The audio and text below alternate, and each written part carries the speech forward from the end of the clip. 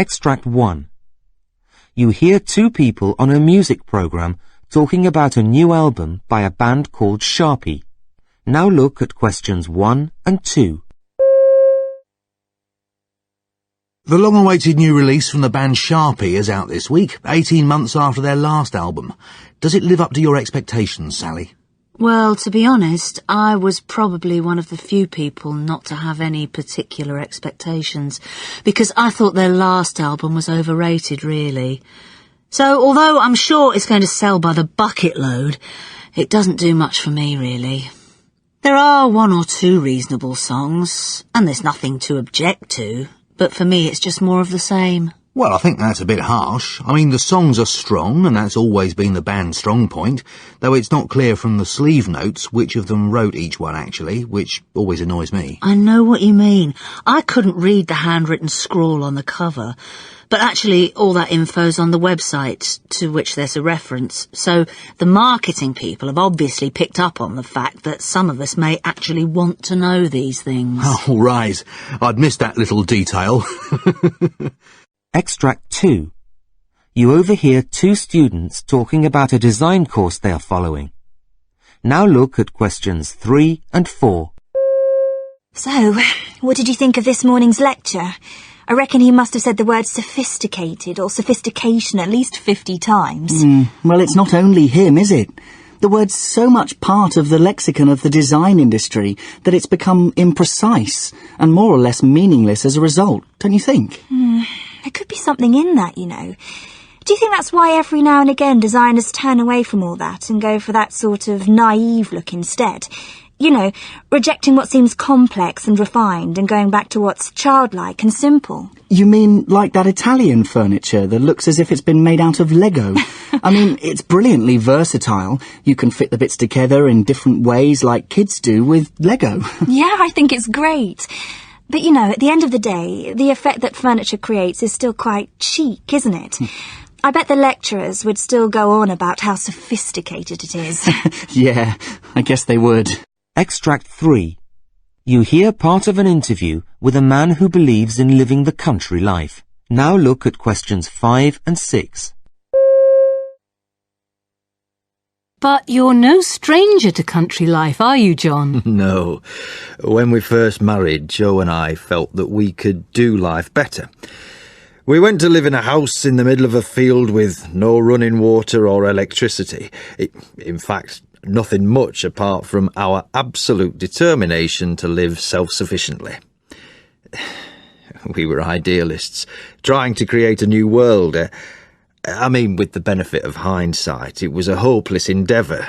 We kept goats and chickens, planted vegetables, built a wind turbine, all that, but after 10 years, we were forced by financial pressures to move out. But we tried, and given the chance, I must say I'd do it all over again. Which you're about to do, really? Well, not exactly. The wind turbine and vegetables, yes. The animals eventually too, I hope, but I think we're now more realistic about what's achievable, especially in retirement. Because these days it's easier to live in a green way, for want of a better word, without feeling the need to be purist about it. We've got our savings earned out in the big wide world to fall back on, and so the stakes aren't so high. That's the end of part 1. Now turn to part 2. You'll hear part of a radio program about how offices may be designed to suit different types of workers in the future. For questions 7 to 14, complete the sentences. Hello. In today's programme, we're talking about the office of the future. The technological revolution has led to many changes in office work. Offices now look very different to how they did 50, 30, even 20 years ago, because the kind of work that people do in them has changed, along with all the hardware that office life now calls for. A few years back, people were looking forward to what became known as the paperless office, something that seemed to be just around the corner. But today, demand for paper seems to be as strong as ever, despite so much work being done on screen. So it's hard to plan for the office of the future. Who knows what the future will bring and which of today's wild predictions will become reality? One person who's given some thought to office design, however, is the architect Francis Duffy, who has suggested that workplaces could be divided into 4 distinct categories, each with a different kind of design, which would reflect the kind of work done in them, be it accountancy, general administration or design work, and the kind of people who work there. The first type of office design he describes he calls the Hive. The reason for the name lies in a comparison with a beehive occupied by busy worker bees. This type of office is suitable for individuals doing work which is characterised by routine. Typical Hive organisations include telesales, data entry, banking and basic information services. The second type of office he calls the cell. This is because it reminds him of the tiny room allotted to each monk in a monastery. Cell offices are ideal for people doing individual work, where concentration is needed, people who have relatively little need to interact with colleagues. These are often highly autonomous people who occupy their workspace only occasionally because they often work elsewhere, at home for example, or in a client's office, or perhaps on the road. According to Duffy, typical occupiers of cells include lawyers and computer scientists. The third type of office is the den. These are busy, interactive places where it's easy to work informally with colleagues. Dens are associated with highly interactive but not necessarily highly autonomous jobs. Den spaces are specifically designed with teamwork in mind and usually have an open plan layout to facilitate this. Typical occupations requiring dens include a range of jobs in the media and in advertising. The final category Duffy refers to as clubs because they suit a rather small group to which membership may be restricted. These offices are for what Duffy defines as creative work, as opposed to the simple handling of data. Individuals occupy a space on an as-needed basis, moving around to take advantage of a wide range of facilities. If Duffy is right, this kind of office would be suitable for people working in information technology, for example, or perhaps in management consultancies. So, what kind of office would you like to work in? Do Duffy's ideas make any sense to you? That's the end of part 2. Now turn to part 3. You'll hear an interview with Alex Mustard, an underwater photographer who has just published a successful book featuring his work.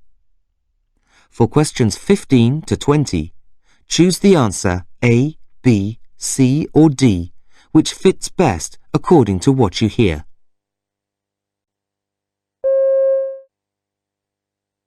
My guest today is the photographer Alex Mustard, who specialises in underwater shots. His cooperation with the expert diver and writer Nick Hanna resulted in the book entitled The Art of Diving. Alex, welcome. There are some great shots in the book, but how much is luck and how much judgment? With wildlife shots, it's not always the case that you can get the animals to behave in the way you want. When you spend a lot of time in the ocean, though, you get to predict behaviours, and you get used to knowing when and where you're going to get particular shots. I was able to plan a great deal, but often there's only a split second to capture the shot you have in mind. With the photographs of divers, it's different.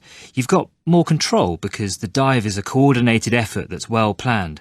Even the smallest things are so hard to communicate underwater that absolutely everything has to be organised before. And did you get any surprises doing the book?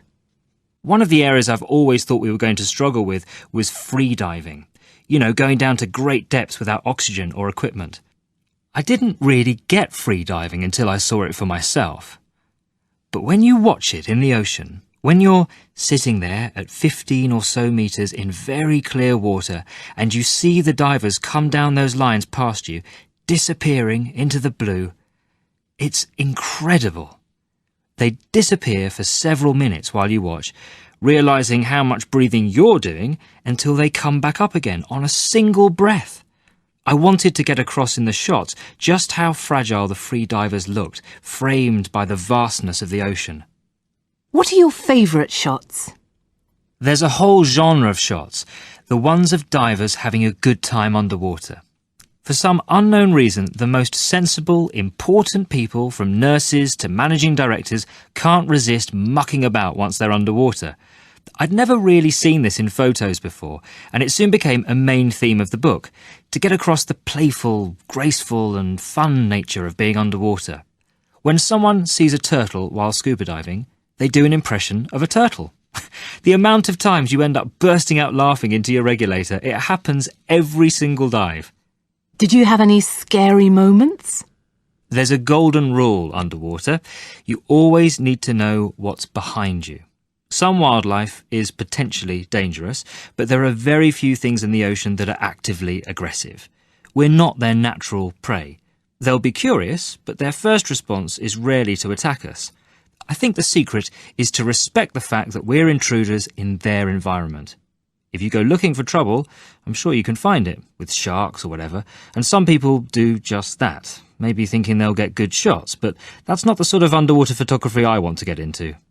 What advice would you give to budding underwater photographers? Underwater photography is becoming incredibly accessible. Most digital compact cameras are relatively cheap, and most can now be used with very good plastic housings. The most important thing is to choose your subject very carefully. Find something colourful that you can get close to, that's not going to swim away, and that's a medium size. If it's not too big or too small, you'll be more likely to get it in the shot.